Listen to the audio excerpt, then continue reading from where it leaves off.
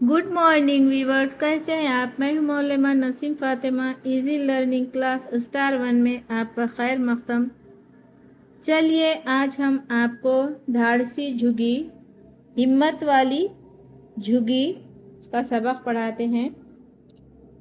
झुगी 9-10 वर्षाची मुलगी, झुगी 9-10 साल की लड़की, ती आणि तिचे आई बाबा शेतातील झोपड़ीत राहत। वो और उसके माँ बाप खेत में के झोपड़ी में रहते।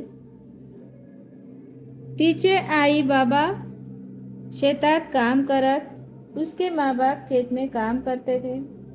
सायंकाळ झाली, शाम हुई, झुगी अभ्यास करत बसली होती। झुगी लिखने पढ़ते बैठ गई थी। झोपड़ी बाहर कोकरू बांधले होते। झोपड़ी के बाहर बकरी का बच्चा बांधा हुआ था।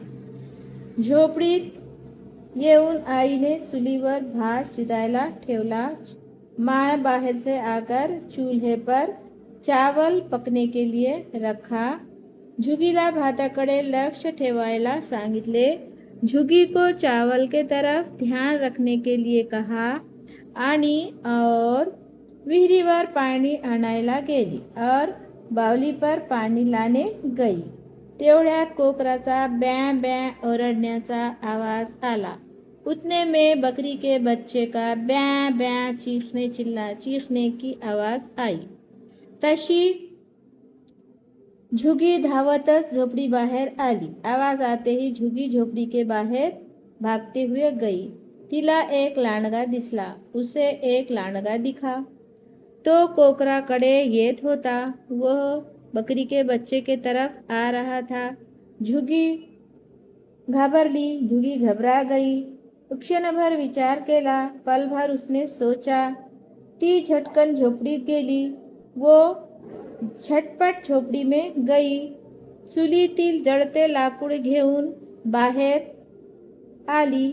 चूल्हे में की जलती हुई लकड़ी लेकर बाहर आई।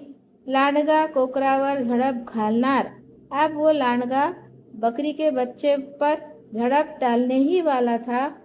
इतने में झुगी ने जळते लाकूड, जलती हुई लकड़ी लांडग्याच्या दिशेने फेंकले। लांडगे के तरफ उसने फेंका। आगीला पाहून लांडगा घाबरला। जलती हुई लकड़ी को देखकर लांडगा घबरा गया तो पळाला। वो भागा। कोकराचा जीव वाचला। बकरी के बच्चे की जान बच गई। पड़ा पड़ा लांडगा, पड़ा, भागो भागो लांडगा, झुगी जोर जोरात ओरडू लागली और साथ में झुगी जोर जोर से चिल्लाने लगी। तिच्या आवाजाने शेतात काम करणारे बाबा धावत आले। उसकी आवाज सुनकर खेत में काम करते हुए उसके बाबा भागते हुए आए। आई ही आली, उसकी माँ भी आई। झुगीने त्यांना घडलेला प्रसंग सांगितला। जो कुछ हुआ झुगी ने सब माँ बाप को पूरी बात बताई।